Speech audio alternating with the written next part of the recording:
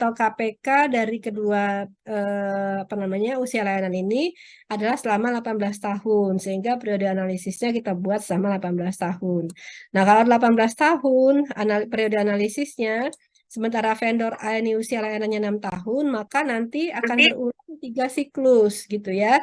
Sementara vendor B karena usia layanannya 9 tahun, maka nanti dia akan berulang hanya 2 siklus saja per 9 tahun sama 9 tahun. Kalau yang A itu 6 tahun, 6 tahun, 6 tahun gitu ya. Jadi totalnya 18 tahun. Nah, sekarang kita lihat ya, aturannya adalah sama seperti yang present word yang lalu. Jadi kalau setiap ada pengulangan siklus ya dalam periode analisis yang menggunakan konsep KPK seperti ini, maka apa yang terjadi pada siklus pertama itu akan berulang kembali pada siklus kedua dan juga siklus berikutnya ya.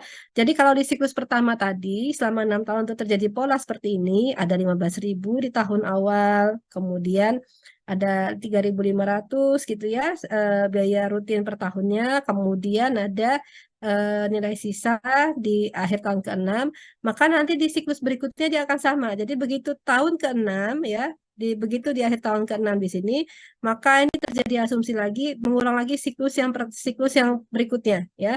Sehingga apa yang terjadi di sini akan persis sama dengan yang di sini. Jadi ini nih harusnya menerus gitu ya. Ini kalau kita gambarkan nih dia akan menerus. Jadi apa yang terjadi di sini ada pengeluaran 3.500, ada pendapatan 1.000, ditambah lagi dengan ini pengulangan siklus berikutnya ada 15.000 gitu ya. Dan seterusnya. Nah, sampai nanti di tahun ke-12 terjadi lagi siklus yang sama gitu ya sampai dia mencapai KPK yang periode KPK yang diinginkan ya itu 18 tahun. Nah, jadi ini siklusnya seperti ini. Nah, sekarang kita mau lihat pertanyaannya adalah tentukan ekivalensi present word-nya untuk 3 siklus hidup dan juga annual word-nya untuk 1 siklus hidup. Jika diketahui nilai suku bunganya adalah 15%. Nah, kita lakukan dulu analisis ekivalensi present word ya. Present word-nya tentu menggunakan untuk 3 siklus hidup ya, menggunakan periode analisis selama 18 tahun. Nah, kalau kita lihat di sini ya, kalau kita lihat di gambar sebelah kanan, coba perhatikan gambar di sebelah kanan ya.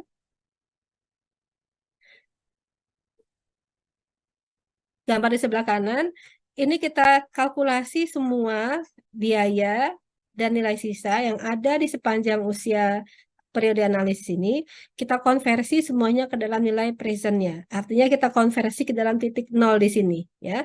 Nah, titik nol di sini berarti sekarang kita lihat. Present word-nya adalah ada nilai biaya sebesar 15.000 ya yang dikeluarkan di awal periode investasi. Nah, ini sudah otomatis menjadi nilai present value ya. Nah, kemudian apa lagi? Dikelompokkan lagi ini ya. Jadi ini adalah minus 15.000. Berikutnya lagi adalah di tahun ke-6 pada siklus berikutnya juga terjadi pengeluaran lagi sebesar 15.000 ya. Jadi dia minus 15.000. Karena ini adalah future value, maka kita harus konversi future value di tahun ke-6 ini menjadi present value di sini. Sehingga konversinya menjadi seperti ini. Jadi minus 15.000 dikalikan dengan faktor konversi future value ke dalam present value. Dengan tingkat suku bunga 15% dan juga periode analisisnya adalah 6. Ya. Kemudian ada lagi yang berikutnya adalah 15.000 di sini. 15.000 di sini adalah future value pada tahun ke-12. Ini harus kita konversi menjadi present value pada titik ke-0 ini sehingga dia menjadi 15.000 minus 15.000 dikalikan dengan nah ini minus 15.000 dikalikan dengan faktor konversinya.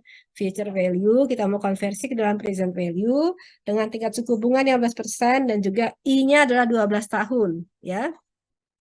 Sorry, N-nya ada 12 tahun ya. Nah, itu untuk yang 15.000. Jadi semuanya sudah 15.000 semuanya sudah ya. Nah, berikutnya kita lihat lagi yang 1.000 dolar. 1.000 dolar ini adalah nilai sisa. Karena nilai sisa digambarkan sebagai panah ke atas, maka asumsinya ini adalah revenue ya. Ini menjadi revenue atau pendapatan sehingga 1.000 ini menjadi nilainya positif. Jadi 1.000 dikalikan dengan faktor konversinya. Karena dia ini berada di tahun ke-6, maka dia menjadi future value. Kita harus konversi menjadi present value ke sini. Sehingga 1.000 di sini adalah positif ya plus 1000 dikalikan dengan faktor konversi dari future value ke dalam present value dengan tingkat suku bunga 15% dan periode analisisnya adalah 6 tahun. Nah, kemudian berapa lagi? Ada lagi 1000 di sini. 1000 di sini sama konsepnya kita konversi ke dalam present value, tetapi karena posisinya adalah future value, maka kita harus konversi di mana N-nya ini nanti menjadi 12. Nah, ini ya, jadi 12 ya.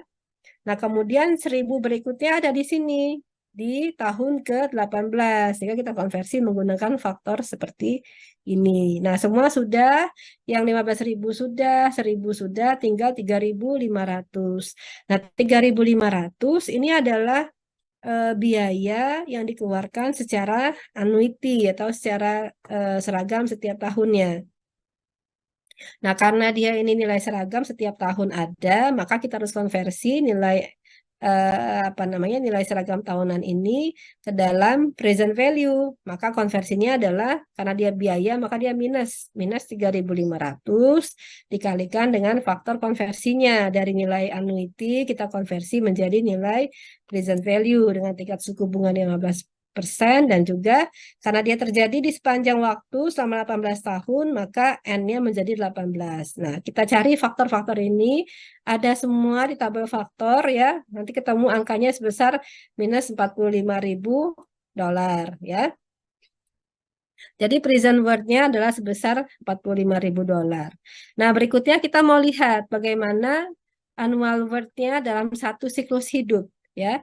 Nah, annual worth dalam satu siklus hidup adalah dalam satu periode seperti ini ya. Nah, kalau kita lihat annual worth-nya itu adalah ada biaya 15.000, biaya 3.500 dan juga pendapatan 1.000. Nah, ini semua harus kita konversi ke dalam nilai annual worth ya. Jadi kalau misalkan ada di sini present value, kita konversi menjadi nilai annuity-nya berapa. Kemudian yang ini future value, kita konversi annuity-nya berapa gitu ya. Kemudian ini karena sudah menjadi annuity, sudah menjadi annual worth, tidak perlu kita konversi lagi. Nah, caranya bagaimana? Kita gunakan persamaan notasi seperti ini ya. Yang 15.000 kita kali dengan faktor konversinya ya. 15.000 ini adalah faktor konversi dari present value ke dalam annuity-nya. Yang 1.000 kita konversi dari future value ke dalam annuity-nya. Nah, perhatikan di sini, karena ini annuity, maka ini durasinya adalah, N-nya adalah sebanyak 6. Sementara 3.500, karena dia sudah annuity, maka langsung saja 3.500 gitu ya. Sehingga kalau kita kalikan dengan faktor-faktornya, cari di tabel faktor ya, ketemu nilainya sebesar 7.349 dolar. Jadi dalam satu periode ini, dalam satu siklus ini, ekuivalensi dari skema seperti ini adalah sebesar minus 7.349 dolar per tahunnya. Ya. Jadi ini adalah satu siklusnya. Kemudian tadi kita bisa, yang unik dari annual worth adalah mau berapapun siklusnya, kalau kita konversi annual worth-nya, dia akan menghasilkan nilai yang sama. Ini kan tadi kita hitung dalam satu siklus ya. Sekarang bagaimana kalau 3 siklus ini sekaligus kita konversi menjadi annual worth? Kita sudah ada tadi present worth di sini ya, present worth-nya sudah ada. Nah, present worth ini tinggal kita kalikan saja dengan faktornya. Tadi kan di slide sebelumnya sudah ada ya, kita bisa konversi present worth dan future worth ke dalam annual worth-nya. Nah, sekarang sudah ada present worth-nya, kita konversi menjadi annual worth-nya dengan tingkat suku bunga 15%, kemudian periode analisisnya tadi 18 ya, karena kita sekaligus gitu ya. Ternyata hasilnya sama dengan satu siklus. Nah, maka memang annual worth ini memiliki apa namanya keunikan karena bisa menghasilkan nilai yang bukan bisa, pasti akan menghasilkan nilai yang sama pada setiap siklusnya ya. Nah, jadi ini adalah contoh bagaimana kita melakukan analisis pemilihan suatu alternatif dengan menggunakan konsep annual worth. Oke, ada pertanyaan di sini? Silakan. Kalau belum ada, saya lanjut ke materi berikutnya.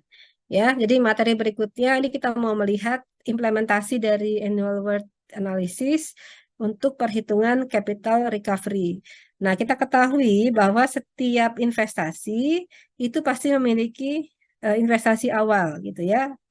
Investasi awal itu adalah biaya awal yang harus dikeluarkan untuk menjalankan entah itu proyek, entah itu membeli suatu fasilitas, membeli suatu peralatan dan lain sebagainya.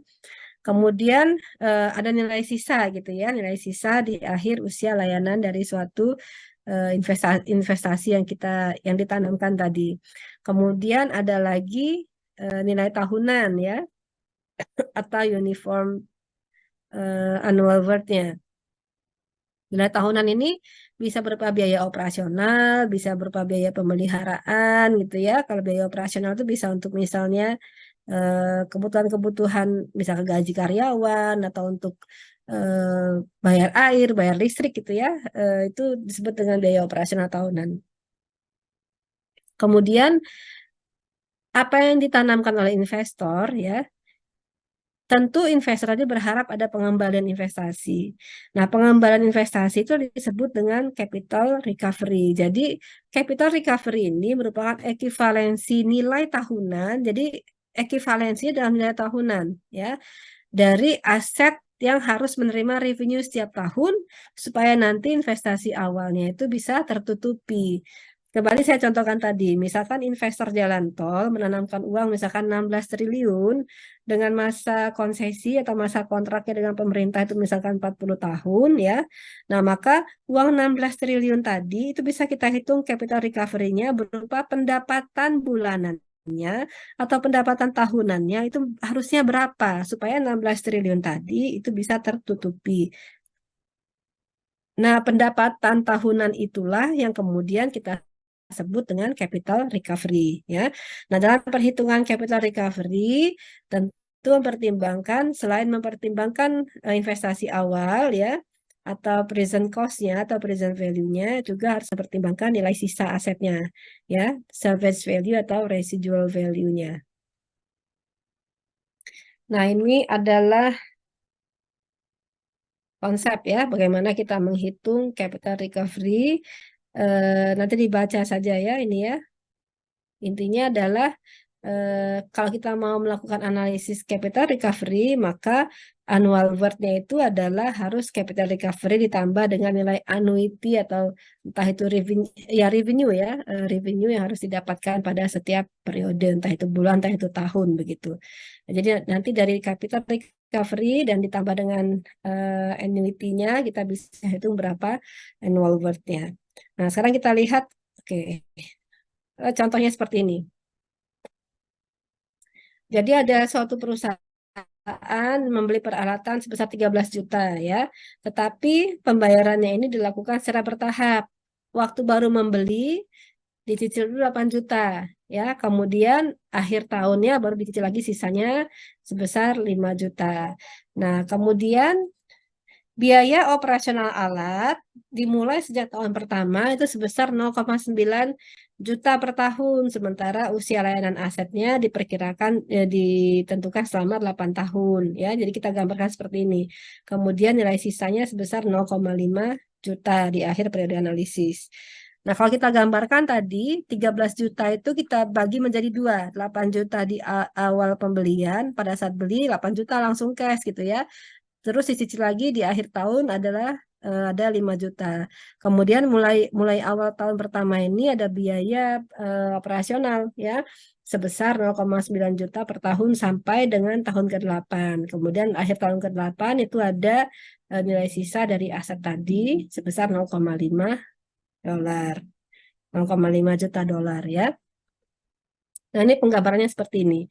Nah, sekarang pertanyaannya apa? Tentukan capital recovery-nya ya. Capital recovery dan juga annual worth-nya ya. Kita ketahui bahwa capital recovery itu adalah nilai present value-nya ditambah dengan nilai future value-nya yang semuanya kita konversi ke dalam nilai annual worth ya. Nah, kalau begitu berarti apa? Nilai-nilai ini, nilai pembelian alat tadi ini harus dihitung sebagai present value ya. Kemudian yang ini, yang nilai sisa ini harus kita anggap sebagai future value ya. Kita anggap sebagai, bukan kita anggap, memang menjadi future value gitu ya. Nah, sekarang kita proses seperti ini. Tadi kan rumusnya capital recovery itu adalah present value ditambah dengan nilai sisanya ya. Jadi present value-nya pertama kita hitung dulu. Dari mana present value-nya? Dari ini, dari harga aset yang 13 juta tadi. Tetapi present value-nya jadi seperti ini. Karena dia dibayar secara bertahap, maka perhitungannya juga menjadi seperti ini ya. Bukan 13 juta langsung, tetapi 8 juta di awal ditambah dengan 5 juta di tahun pertama. Sehingga ini sudah menjadi future value sebetulnya ya, yang kita konversi ke dalam present value. Nah, jadi caranya adalah kita mencari faktor untuk konversi 5 juta ini tadi menjadi present value dengan tingkat suku bunga 12%, kemudian periode analisisnya adalah 1 tahun. Nah, sehingga present value menjadi 12,46 juta. Sekarang coba kalian lihat ya. Inilah contohnya bagaimana pengaruh nilai uang terhadap waktu. Jadi tadi dia beli alat itu senilai 13 juta sebetulnya, ya. Tapi karena bayarnya nyicil, ternyata di tahun depan nilai aset itu bukan 13 juta lagi. Sebenarnya nilai uang yang dia bayarkan itu bukan 13 juta lagi sebenarnya, tapi hanya 12,46 juta. Ya.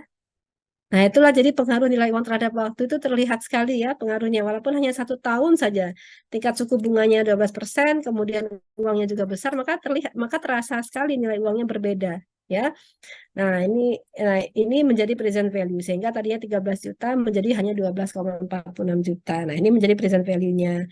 Nah, berikutnya kalau kita sudah tahu present value-nya, sudah ada future value dari nilai sisa, maka kita bisa hitung capital recovery-nya berapa. Capital recovery tadi rumusnya adalah konversi present value ke dalam nilai annuity-nya atau annual worth-nya dan juga konversi dari nilai sisa ke dalam annual worth-nya. Ya. Jadi kalau kita lihat tadi present value-nya minus 12,46 karena biaya ya. Kita cari faktor konversinya dengan tingkat suku bunga 12%, kemudian N-nya adalah 8 tahun. Nah, untuk yang nilai sisa, karena dia nilai sisa ini nilainya aset, maka nilainya jadi plus di sini. Plus 0,5 kalikan dengan faktor konversinya seperti ini. Sehingga ketemulah hasilnya adalah minus 2,47 juta. Artinya apa? Dengan biaya yang dikeluarkan sebesar 12,46 juta, nilai sisa aset itu hanya 0,5 juta, maka supaya nanti balik modal, tercapai capital recovery, pendapatan yang dihasilkan itu harus sebesar 2,47 juta. Ya, atau 2.470.000 dolar supaya bisa menutupi tadi modal yang ditanamkan oleh si investor untuk membeli peralatan tadi, ya. Nah, itu baru modalnya saja, ya, baru modal saja. Belum kita pertimbangkan lagi biaya-biaya operasional tahunan seperti ini. Nah, kalau biaya operasional tahunan seperti ini, maka kita dengan melibatkan biaya operasional seperti ini, kita bisa lihat bahwa ternyata annual worth-nya itu adalah capital recovery-nya ditambah dengan biaya operasional yang ada ya. Tadi capital recovery-nya adalah minus 2,47, kemudian biayanya minus 0,9, maka total biayanya menjadi minus 3,37 juta per tahun. Nah, artinya kalau investor ini mau membeli peralatan dengan skema seperti ini tadi, maka harus diupayakan pendapatan per tahunnya itu adalah minus 3,37. Baru dia akan bisa menutupi biaya modal yang dikeluarkan gitu ya. Nah, itu konsep dari capital recovery dan juga annual worth-nya. Nah, berikutnya kita lihat lagi bagaimana penggunaan dari annual worth kalau kita mau melakukan pemilihan alternatif atau evaluasi alternatif. Jadi baik itu present value, present worth maupun annual worth ya itu digunakan untuk menghitung, untuk menentukan biasanya untuk mengevaluasi alternatif-alternatif ya. Kalau dalam perencanaan proyek, dalam studi kelayakan, kita akan menemukan banyak sekali alternatif-alternatif desain dan nanti harus kita pilih. Nah, salah satu instrumen untuk memilihnya itu adalah berbasis biaya ya. Jadi dengan perencanaan teknis, dengan desain teknis yang alternatif teknis yang bermacam-macam, itu kita harus putuskan mana yang paling tepat untuk dipilih gitu ya. Nah, dasar memilihnya itu adalah menggunakan konsep ekonomi teknik seperti ini. Nah, salah satu instrumennya bisa menggunakan present word, bisa juga menggunakan annual word. Nah, untuk menggunakan annual word prinsipnya sama dengan present word. Ya, kita melihat mana yang memiliki nilai annual word-nya lebih besar daripada 0 ya dibanding dengan MAR yang atau interest rate yang ditentukan. Kita lihat saja contohnya langsung seperti ini. Jadi ini ya, ada suatu apa namanya perusahaan pemilik outlet makanan ya delivery ya. Dia akan membeli 5 sistem alat bantu. Tujuannya untuk meningkatkan kecepatan dan akurasi lokasi pengantaran. Nah, dari 5 alat bantu yang dia mau beli itu satu sistem itu harganya 4.600. Coba lihat gambar yang di kanan bawah ya.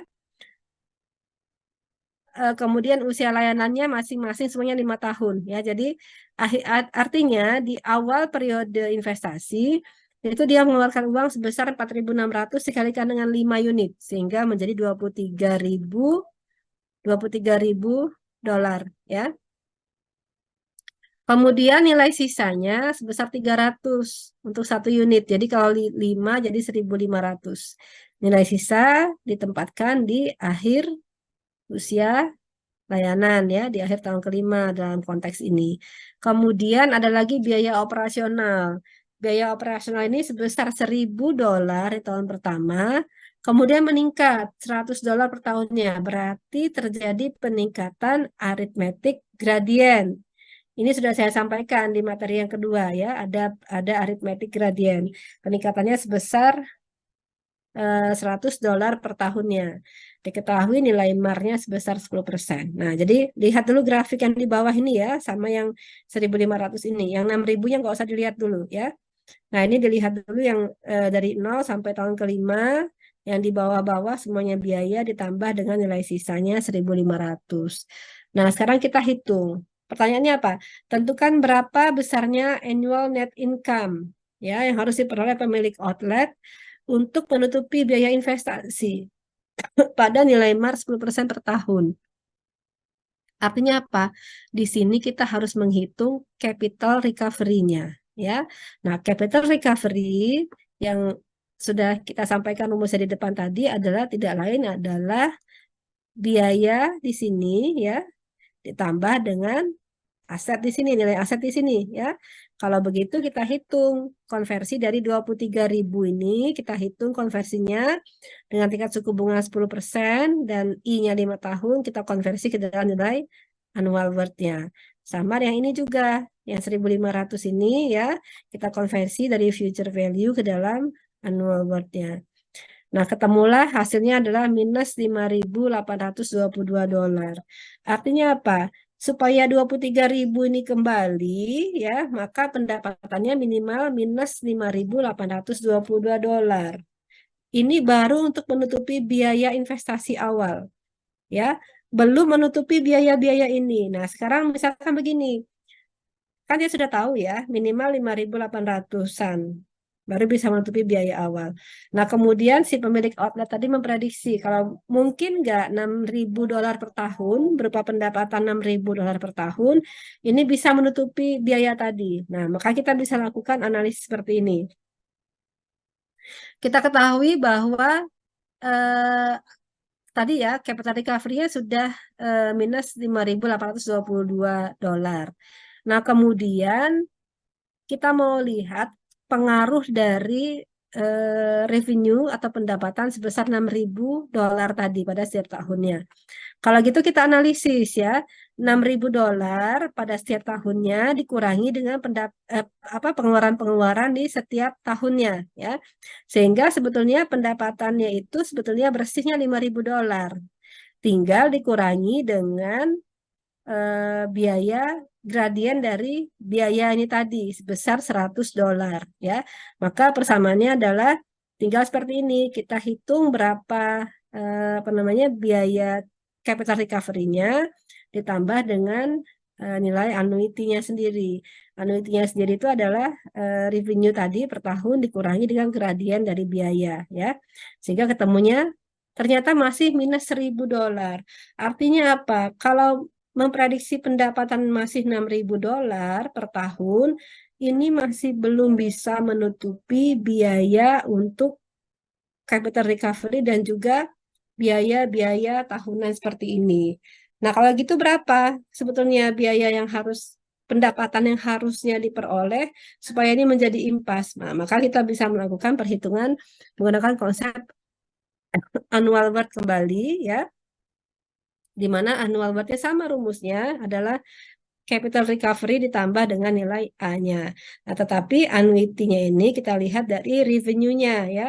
Revenue-nya ini tadi kita mau kita cari berapa dikurangi dengan biaya seragam tahunan sebesar 1.000 dikurangi dengan gradien dari biaya sebesar 100. Semuanya kita konversi menjadi nilai annualnya ya.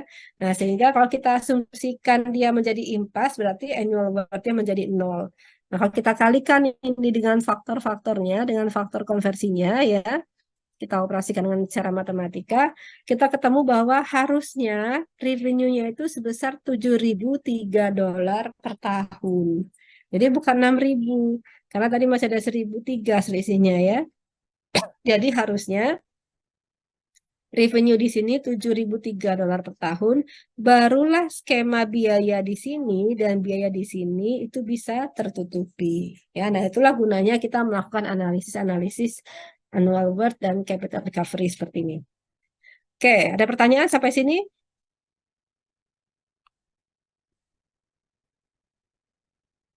Belum ada? Saya lanjut ya. Nah, berikutnya kita lihat lagi bagaimana implementasi dari annual worth untuk investasi-investasi yang sifatnya permanen.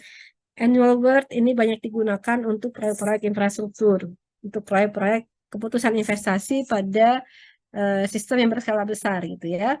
Kalau di infrastruktur misalnya untuk ya bangunan-bangunan bangunan-bangunan sipil yang infrastruktur lah sifatnya ya, yang memiliki usia layanan sangat panjang, biasanya perhitungan keputusan investasinya itu berdasarkan konsep annual worth.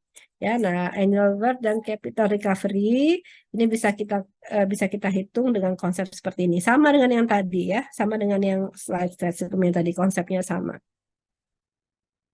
Nah, ini contohnya.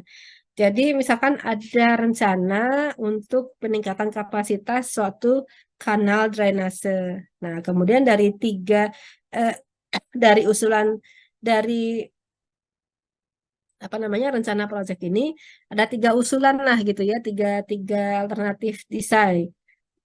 Desain pertama, misalkan kita menggunakan opsi pengerukan kanal gitu ya, jadi kanalnya dikeruk gitu. Kemudian opsi yang kedua, misalkan kanalnya dibuat di lining dengan beton permanen gitu. Kemudian opsi ketiga, misalkan membuat jalur pipa baru dengan rute yang berbeda gitu ya. Jadi ada 3 opsi untuk peningkatan kapasitas. Jadi peningkatan kapasitas itu tidak hanya menambah kapasitas pada aset yang lama, tapi juga bisa melakukan penambahan pada rute yang lain seperti proposal yang ketiga ini, seperti ide opsi yang ketiga ini ya. Nah, kemudian kita mau lihat dari ketiga opsi ini mana yang paling memberikan keuntungan paling baik lah gitu ya. Nah, maka cara analisisnya adalah menggunakan annual worth. Kenapa annual worth? Karena biasanya memang investasi-investasi pemerintah seperti ini, investasi berskala besar seperti ini akan basis anggaran tahunan ya, itu akan lebih mudah di apa ya, memberikan gambaran lah gitu ya mengenai kebutuhan anggaran tuh seperti apa ya. Sehingga memang cenderung untuk proyek-proyek berskala besar selain menggunakan analisis present worth juga menggunakan analisis annual worth. Ya, kalau present worth itu bisa memberikan gambaran mengenai nilai uang pada saat ini berapa, kebutuhan totalnya pada saat ini itu berapa. Tetapi untuk keperluan penganggaran, karena ini kan bukan uang yang harus disediakan sekali waktu gitu ya, perlu proses beberapa tahun. Nah, maka menggunakan analisis annual worth ini akan membantu proses penganggarannya, sehingga biasanya kita juga analisis present worth akan didampingi juga dengan analisis annual worth seperti ini. Nah, sekarang kita hitung saja berapa kira-kira nilai-nilai ini dalam annual worth-nya. Kita lihat proposal yang A.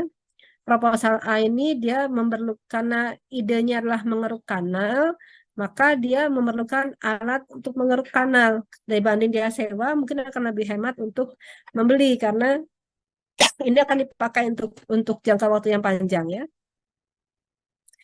Misalkan dia beli alat keruknya itu seharga $650.000. Sementara alat ini memiliki usia layanan 10 tahun dan nilai sisanya adalah 17.000. Maka ini adalah capital recovery. Kita hitung capital recovery-nya adalah konversi present value dari 650.000 tadi dengan nilai sisa dengan usia layanan 10 tahun, kemudian tingkat suku bunganya 5% ya. Ini ya, tingkat suku bunga 5% per tahun. Kemudian ada lagi nilai sisa. Nilai sisa tadi 17.000, kita konversi future value ke dalam annual value-nya. Nah, ketemu nilainya sekian. Kemudian ada lagi di proposal A ini, ada lagi biaya operasional tahunan sebesar 50.000. Nah, dia sudah otomatis menjadi nilai annual worth ya. Kemudian juga ada biaya pembasmian rumput juga sebesar 120.000 per tahun. Ini juga menjadi annual worth. Sehingga kita hitung saja totalnya menjadi totalnya sekian untuk yang proposal A. Untuk proposal B, nah proposal B ini dia melapisi kanal dengan beton permanen. Biaya investasi awalnya 4 juta. Nah, karena dia tidak ada usia layanan, tidak ada apa namanya alat yang dibeli, langsung saja pembuatan aset beton permanen tadi, maka biaya ini langsung menjadi biaya capital recovery. Jadi capital recovery-nya adalah biaya 4 juta ini dikalikan dengan tingkat suku bunganya 5% per tahun ya. Kemudian ada lagi biaya pemeliharaan sebesar $5.000, ditambah lagi dengan biaya pelapisan biaya untuk perbaikan liningnya ya sebesar 30.000. Nah, ini kita anggap sebagai, karena dia adalah konsep 5 tahun, maka dia menjadi future value ya. Kita kalikan dengan faktor konversi ini tadi, ketemu hasilnya sekian. Hitung totalnya berapa untuk proposal B, total biaya jadi sekian. Kemudian yang C ini mirip dengan yang apa namanya, mirip dengan yang A tadi ya. Jadi ada jalur pipa baru, ada biaya investasi, kemudian ada usia layanannya. Artinya kalau dia ada usia layanannya, maka capital recovery-nya harus dikonversi menjadi seperti ini, menjadi faktor seperti ini.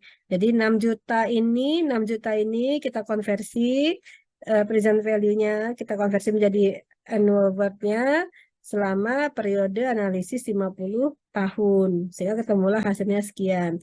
Kemudian ada lagi biaya pemeliharaan sebesar $3.000. Nah, hitung totalnya berapa.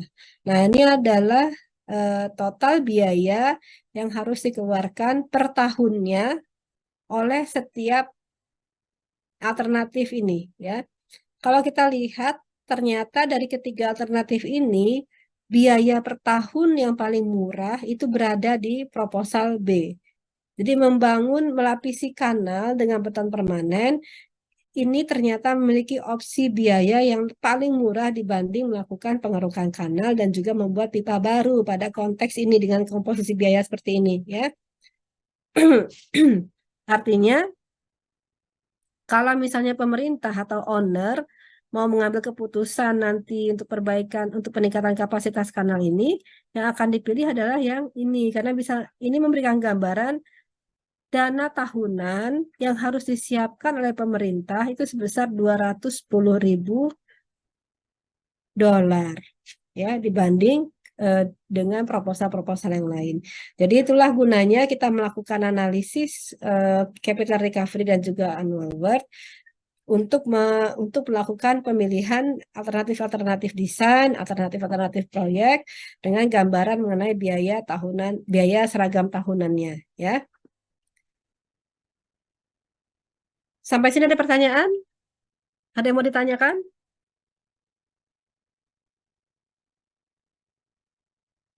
Tidak ada?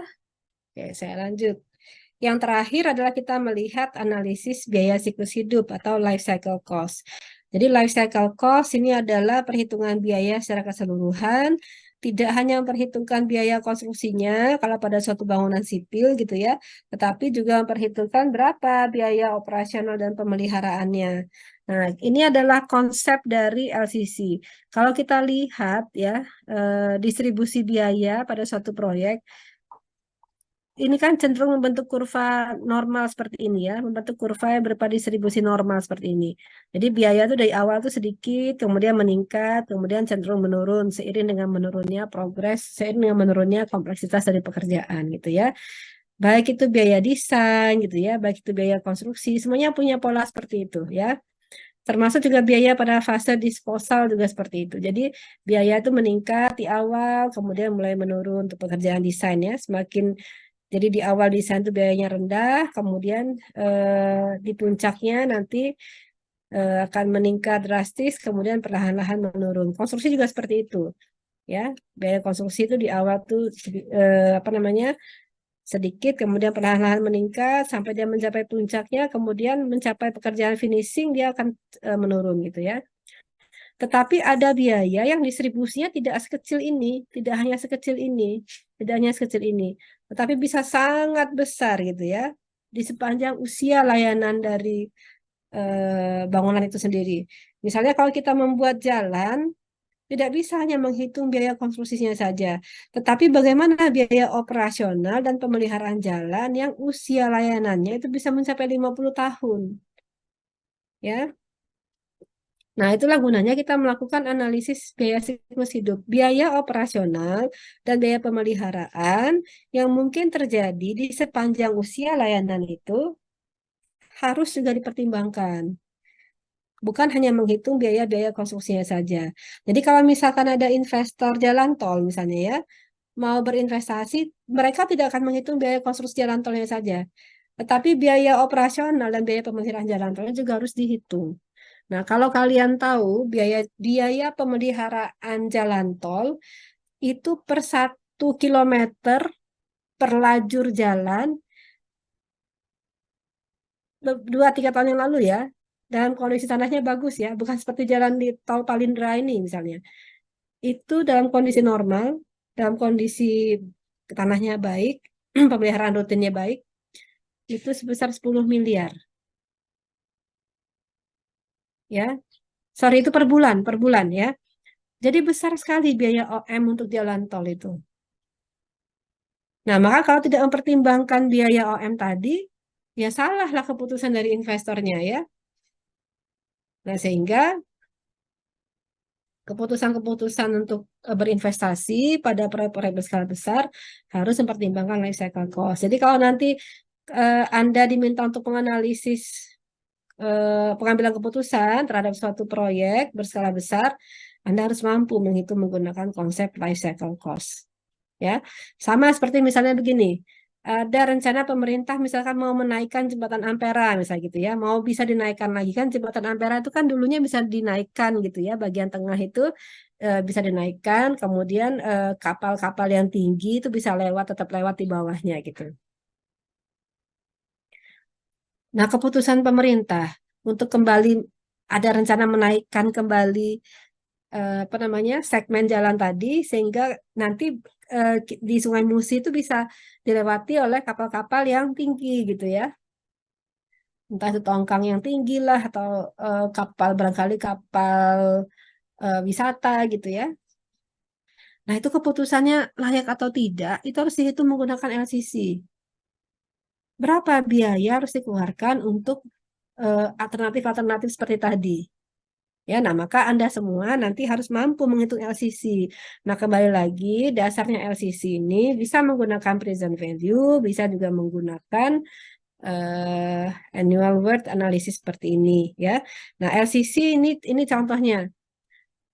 Banyak sekali variabel-variabel biaya yang harus diperhitungkan ya.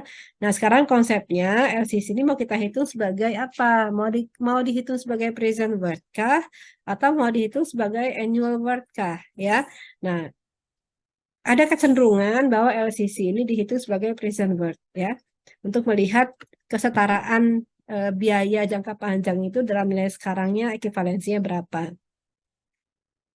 Nah, ini adalah contoh bagaimana melakukan perhitungan LCC. Banyak sekali ya komponen-komponen biayanya. Nah, biasanya komponen-komponen biaya ini distrukturkan kembali, diformulasi kembali. Jadi kembali ke awal teori kuliah ini, saya sampaikan bahwa ekonomi teknik itu adalah kemampuan kita melakukan formulasi dari suatu permasalahan. Ya, melakukan formulasi dari suatu kondisi yang mau kita analisis. Nah, kalau lihat ini seperti ini kondisinya, barangkali bisa kita kelompokkan mana biaya-biaya yang masuk dalam fase akuisisi, misalnya begitu ya. Mana biaya, atau kalau di proyek itu ada fase desain, ada fase konstruksi, ada fase OM-nya gitu ya. Nah, itu bisa dikelompokkan menjadi kategori-kategori seperti itu. Nah, dengan pengelompokan seperti ini, kita jadi lebih bisa memahami gitu ya, mana berapa biaya pada fase-fase tadi, kemudian total biaya pada setiap fase ini yang membentuk menjadi LCC. Atau LCC, selain dihitung menggunakan nilai present worth, juga bisa kita konversi menjadi annual worth-nya ya. Jadi kita konversi saja present worth-nya menjadi annuity-nya. Nah, jadi ini ya, ini saya contoh saja untuk menghitung LCC. Tetap dasarnya adalah kalian harus mampu menghitung present worth dan juga annual worth-nya. Oke, sampai sini ada pertanyaan? Silahkan.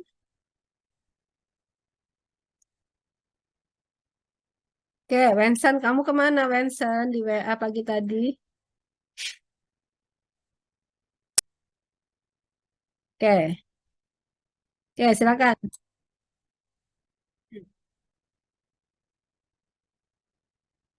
Yang mana?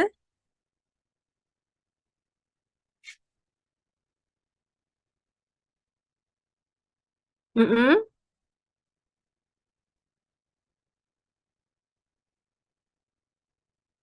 Oh, yang ini sebentar ya, saya sampaikan ya. Disposal itu apa? Disposal itu.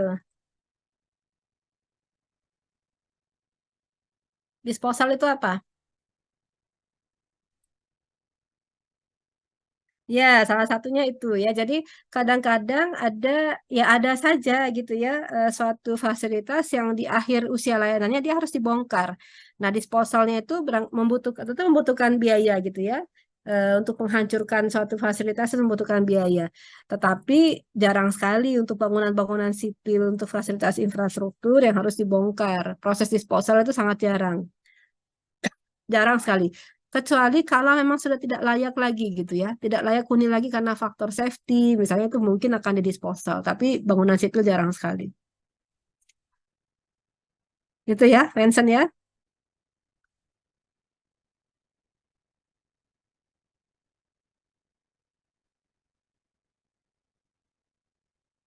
Ya,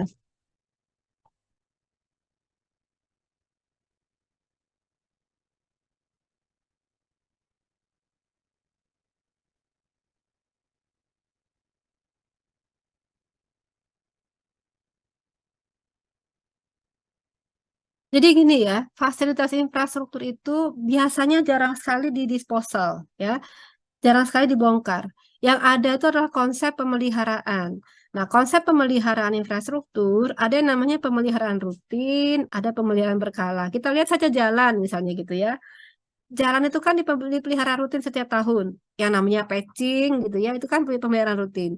Per 5 tahun misalkan dia ada pemeliharaan berkala. Pemeliharaan berkala itu misalnya apa? Eh, ya rehab kecil-kecilan lah gitu ya. Nanti per 15 tahun misalkan dia ada rehab besar-besaran namanya rekonstruksi misalnya gitu ya. Nah, jadi setelah dilakukan proses pemeliharaan, sebetulnya bukan berarti semakin lama umur bangunan dia semakin tua, kemudian semakin berat biaya pemeliharaannya, ya. Kalau kita melakukan program pemeliharaan tadi secara apa namanya timely and regular basis, ya, per 5 tahun dilakukan, per tahun dilakukan, per 10 tahun dilakukan, biaya itu tidak semakin lama jadi semakin semakin besar, tidak semakin lama semakin berat, Wenson. Paham nggak ini konteksnya? Jadi bangunan itu kalau dilakukan pemeliharaan bukan memberatkan, bukan semakin memberatkan eh, anggaran, ya. Kalau kita melakukan ini, pernah dengar nggak ya konsep deteriorasi atau penurunan kondisi, ya? Jadi di awal dibangun, ya, suatu fasilitas katakanlah gedung itu berada pada nilai 10 misalkan kondisinya baik sekali gitu ya. Setahun digunakan, dia akan turun pada nilai 9, misalnya gitu ya. Tapi kalau dilakukan pekerjaan pemeliharaan rutin, maka misalkan tahun pertama dilakukan pekerjaan pemeliharaan rutin, misalkan. Si kondisi yang 9 tadi itu bisa naik lagi ke 10. Gitu, Enson. Tahun berikutnya apalagi? Dia digunakan sama setahun, dia akan turun lagi, 9 lagi, misalnya gitu ya. Misalkan jangan 9 lah, jadi 8,5 misalnya penurunan kondisinya. Tapi dengan pemeliharaan rutin apa yang dilakukan? Kondisinya naik jadi 9,5 di akhir tahun kedua. Tahun ketiga juga sama gitu. Nah, kalau kita melakukan pekerjaan pemeliharaan rutin ya dengan timely and regular basis, penurunan tadi itu tidak akan mencapai apa namanya? Tidak akan penurunan penurunan kondisi tadi tidak akan mencapai kondisi minimumnya. Dia akan masih berada dalam kondisi baik dan layak terus saja gitu ya. Nah, yang parah itu kalau tidak dilakukan pekerjaan pemeliharaan rutin. Digunakan saja terus infrastrukturnya tanpa pemeliharaan, maka kondisinya dia akan rusak total, tidak layak dimanfaatkan kembali, tidak bisa digunakan kembali. Nah, tapi apa yang terjadi kalau misalkan mungkin paling gampang kalian tuh lihat jalan ya. Jalan yang sudah sangat rusak, sudah berlubang, sudah berkubang misalnya gitu ya. Apa yang dilakukan? Pemerintah atau si owner melakukan pekerjaan rekonstruksi. Rekonstruksi itu dibongkar lagi jalannya, dibangun kembali. Nah, pembongkaran itu disebut dengan disposal, ya. Kemudian dilakukan pekerjaan pembangunan kembali. Artinya dia menghasilkan suatu bangunan yang baru sebetulnya kan. Paham nggak ini maksudnya, Wenson? Nah, jadi emang tidak ada bangunan bangunan sipil itu yang betul-betul dibongkar sepenuhnya itu tidak ada.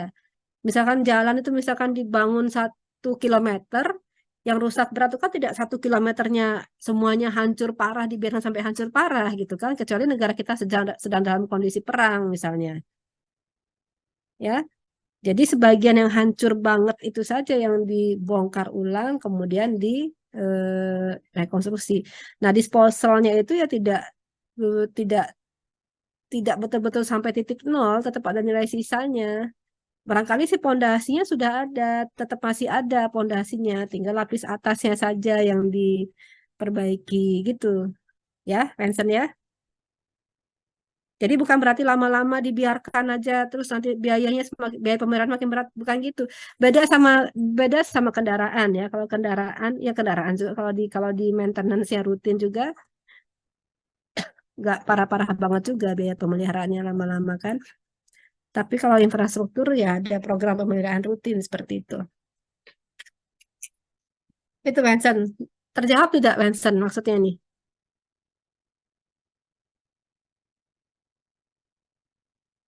Ya, enggak, bukan dihancurkan sepenuhnya ya. Oke. Yang lain ada lagi? Tidak ada? Oke, kalau tidak ada, barangkali sesi saya di kelas ekonomi teknik semester ini selesai hari ini ya. Nanti pada saat minggu depan akan dilanjutkan oleh Ibu Balkis. Saya sudah pesan materinya, kalian akan menghitung net present value, menghitung IRR atau internal rate of return ya, kemudian menghitung BCA atau BCR ya, benefit cost ratio atau benefit cost analysis. Itu semua digunakan untuk pengambilan keputusan terkait dengan investasi pada proyek-proyek infrastruktur ya. Nah, dasarnya adalah kalian memahami ini tadi, memahami present worth, memahami annual worth ya. Nah, nanti itu akan disampaikan oleh Bu Balkis. Kemudian nanti ada satu sesi barangkali nanti entah saya minta offline terpisah kelas Indralaya kelas Palembang atau nanti saya titipkan melalui UTS.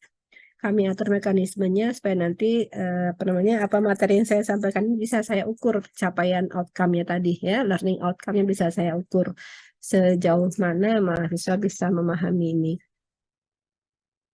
Ya pokoknya kalau kalian belajar ya pasti bisa lah ya mengerjakan soal-soal nanti ya, karena akan saya ambil ya dari sini-sini lah, konsepnya dari sini saja. Oke itu ya. Kemudian ada satu materi yang tidak saya sampaikan untuk memperkaya khasanah wawasan kalian saja. Sudah saya upload di e-learning. Jadi bagaimana waktu itu proyek penelitian kami terkait dengan upaya mengatasi permasalahan minimnya pendapatan ya untuk jalan tol Trans Sumatera yang ada di wilayah Sumsel. Jadi waktu itu LHR-nya itu hanya 30% dari rencana. Ditambah kondisi COVID waktu itu ya. Nah, jadi sangat kecil sekali pendapatan jalan tol sementara biaya pemeliharaan itu sangat berat. Ya, nah maka kita mengusulkan opsi waktu itu komersialisasi aset. Nah, komersialisasi aset itu aset apa yang ada di jalan tol itu kita usulkan untuk kita jual. Nah, waktu itu kami mencoba mengusulkan ya apa yang lahan-lahan kosong itu kita manfaatkan saja gitu ya. Entah itu untuk iklan, entah itu untuk sewa untuk tower telekomunikasi gitu ya, atau untuk rest area karena cukup panjang potensinya rest area per 30 kilometer itu sudah harus ada rest area gitu. Kemudian juga untuk bisnis penyewaan lahan di ROW jalan tol itu untuk pembangkit listrik tenaga surya ya. Nah, itu kita coba usulkan itu kita menghitung menggunakan konsep net present value dan juga annual worth. Konsep annual worth-nya menggunakan capital recovery. Nah, hasilnya memang kalau semua skema tadi terpenuhi gitu ya dalam kondisi optimumnya, maka penambahan biaya itu bisa mencapai 22%. Pendapatan. Pendapatan dari komersialisasi aset tadi itu bisa menutupi 22% kebutuhan biaya pemeliharaan total per tahunnya. Begitu kita hitung nilai annual worth-nya, nilainya cukup besar. Saya lupa berapa puluh miliar gitu ya per tahunnya dari skema komersialisasi aset tadi. Jadi walaupun secara persentase hanya 22% gitu ya, tapi 22% itu dari skema komersialisasi saja. Dan kalau kita rupiahkan nilainya, itu per tahunnya sangat besar. Saya lupa berapa puluh miliar. Jadi itu bisa membantu biaya untuk pemeliharaan jalan tol. Cukup signifikan. Padahal jalan tol itu kan misalkan, itu kan baru dari komersialisasi aset saja. Harusnya kan dari pendapatan jalan tol juga kan dialokasikan untuk menutupi biaya-biaya pemeliharaan gitu ya. Jadi ide yang kami usulkan itu ya kalau direalisasikan oleh pengelola jalan tolnya bisa menjadi pendapatan.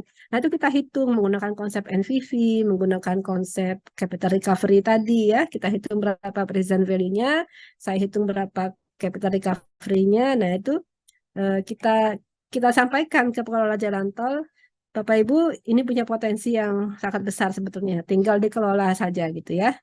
Nah, jadi itu nanti sekedar wawasan ya untuk kalian, nanti silakan dibaca saja, sudah ada saya sampaikan di e-learning ya. Nah, barangkali itu saja untuk pertemuan saya di kelas ini. Berikutnya nanti saya koordinasikan semuanya melalui Bu Balkis ya. Kalau ada pertanyaan nanti silakan disampaikan secara kolektif saja. Barangkali itu saja ya. Terima kasih atas waktunya semuanya. Selamat siang. Assalamualaikum warahmatullahi wabarakatuh.